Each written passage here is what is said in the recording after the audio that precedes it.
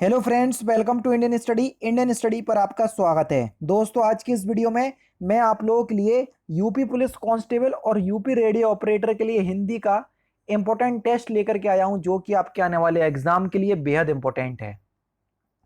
Video अगर आपको अच्छी लगे तो प्लीज़ दोस्तों वीडियो को लाइक और शेयर जरूर कर दीजिएगा। और अभी सुबह में मैंने आपको एक वीडियो अपलोड की थी जिसमें बता दिया कि वैकेंसी इसी मंथ आने की पूरे पूरे चांस हैं। बस आपके ऊपर डिपेंड करता है कि आप अपनी तैयारी किस तरीके से करते हैं। तो ज़्यादा तो नहीं बोलूँगा, फिलहाल टेस्ट की तरफ आगे बढ़ेंगे। अपने पैरों पर खड़ा होना, इस मुहावरे का सही अर्थ क्या हो जाएगा? सिंपल सा क्वेश्चन है, जल्दी से बताओ। अपने पैरों पर खड़ा होना, सिंपल सा क्वेश्चन है, क्या हो जाएगा? स्वावलंबी होना, है ना? पहला ही ऑप्शन करेक्ट। आयन या आइन प्रत्यय लगाकर बनाया गया शब्द, यानी कि किस शब्द में आइन प्रत्यय है? Question number 115। तेलिन, धोबिन, सुबारिन या ओझाइन? तो देखो, ओझाइन में आइन प्रत्यय है ना। चौथा ऑप्शन करेक्ट। अवनत शब्द में प्रयुक्त उपसर्ग आपको बताना है। उपसर्ग किसी भी शब्द के आगे लगाए जाते हैं जबकि प्रत्यय पीछे। तो अवनत शब्द में कौन सा उपसर्ग है? तो अवनत शब्द में आपका अब उपसर्ग हो जाएगा। तीसरा ऑप्शन करेक्ट। चांदनी चौक में कौन सी संज्ञा है? जल्दी से बताओ। Question number 117। चांदनी चौक देखो, एक जगह का नाम है तो इसलिए ये व्यक्तिवाचक संज्ञा में जाएगा, है ना। पहला ही ऑप्शन करेक्ट। मनोहर जीवन भर सुख भोगता रहा, इसमें कौन सा शब्द जो है वो विशेषण है या किस प्रकार का विशेषण है? जल्दी से बताओ। Question number 118।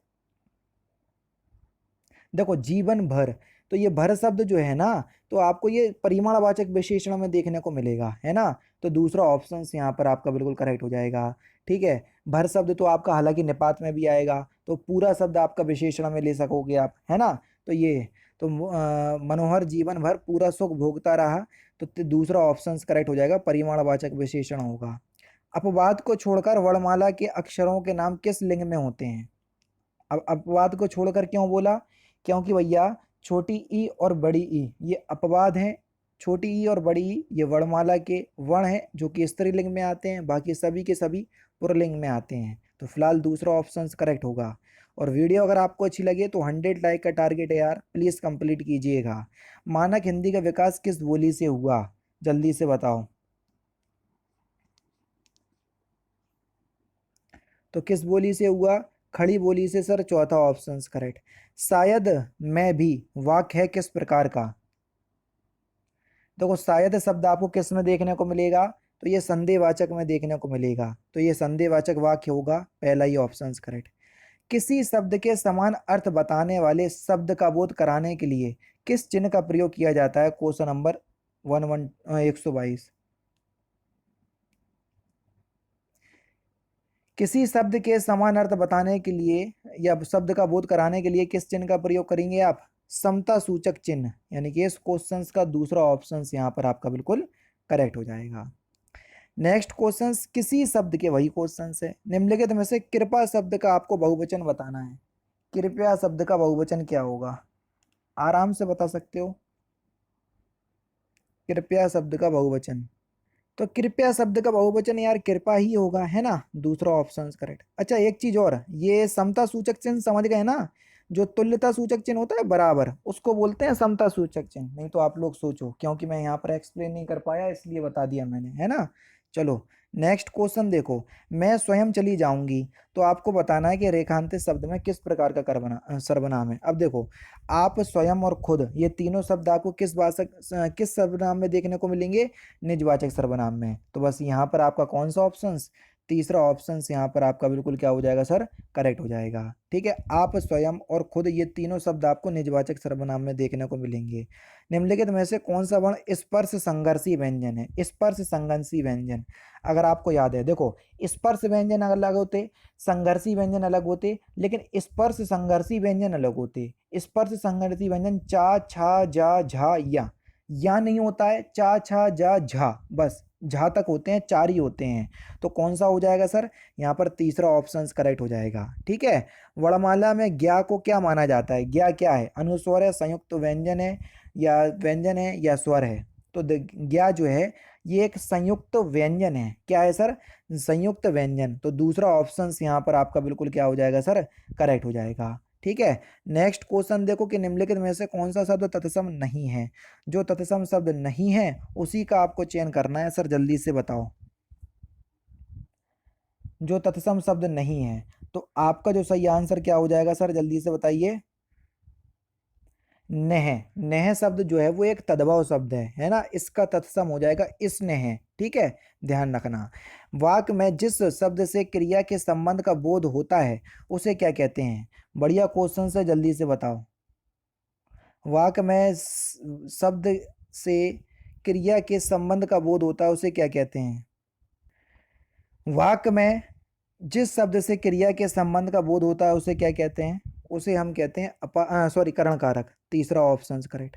कौन सा संयुक्त क्रिया का भेद नहीं है? बढ़िया क्वेश्चंस, जल्दी से बताओ। संयुक्त क्रिया का भेद नहीं है कौन सा? बढ़िया क्वेश्चन से आराम से आप लोग जो है वो बता सकते हो। तो आपका सही आंसर क्या हो जाएगा? ऑप्शन नंबर सी, नित्य तार बोधक। बेसिकली देखो, संयुक्त क्रिया के 11 भेद होते, पता? आरंभ बोधक, अवकाश बोधक, समाप्ति बोधक, अनुमातिक, नित्यता बोधक होता है, नित्य तार बोधक नहीं होता। ठीक है ना, तो ध्यान नहीं दीजिएगा इसमें। ठीक है, नित्य तार लिखा है इसलिए ये गलत है। नेक्स्ट क्वेश्चन देखो, प्रेरणा स्टूडियो जाएगी, वाक्य में काल का भेद बताइए। कौन सा काल है? तो सही आंसर क्या हो जाएगा? सामान्य भविष्य काल है सर, तीसरा ऑप्शन करेक्ट। जो शब्द लिंग वचन तथा काल के अनुसार नहीं बदलते उन्हें क्या कहते हैं? जिन पर ना लिंग ना वचन ना काल किसी का भी प्रभाव नहीं पड़ता, अविकारी शब्द, और सभी के सभी अवय अविकारी शब्द हैं। एक और एक मिलके एक एक शब्द संधि बन रही।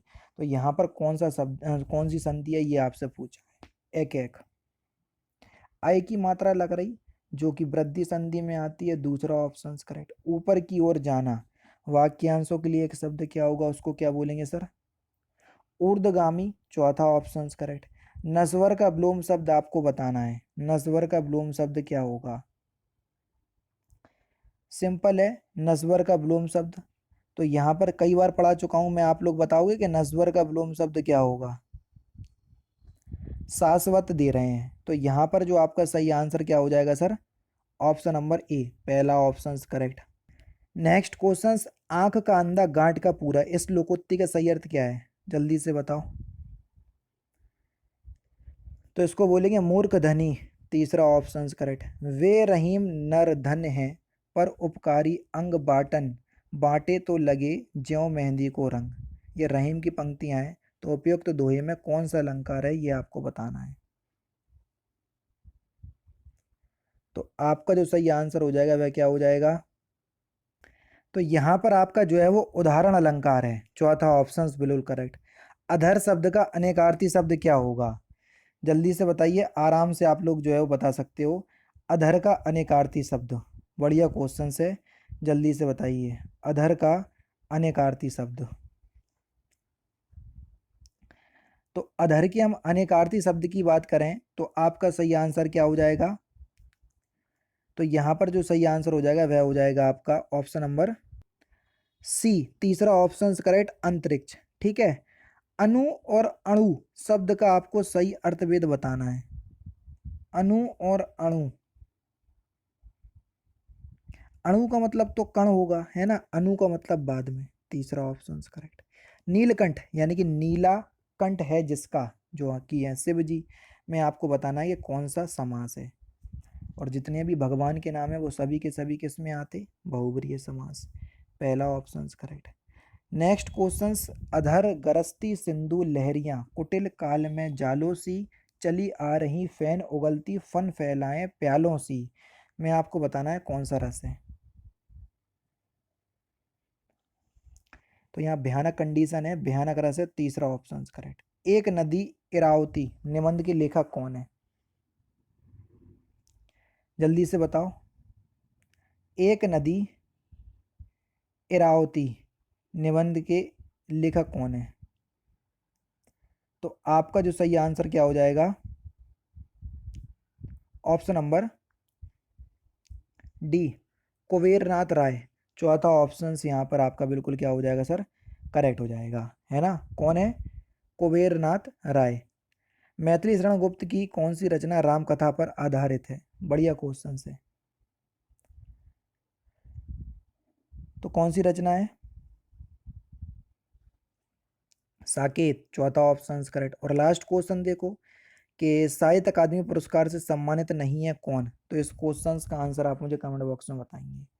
ये थे आपके हिंदी के इंपॉर्टेंट क्वेश्चंस जो कि आपके आने वाले एग्जाम के लिए बेहद इंपॉर्टेंट है। वीडियो दोस्तों अगर आपको अच्छी लगी तो प्लीज़ दोस्तों वीडियो को लाइक और शेयर ज़रूर से कर दीजिएगा।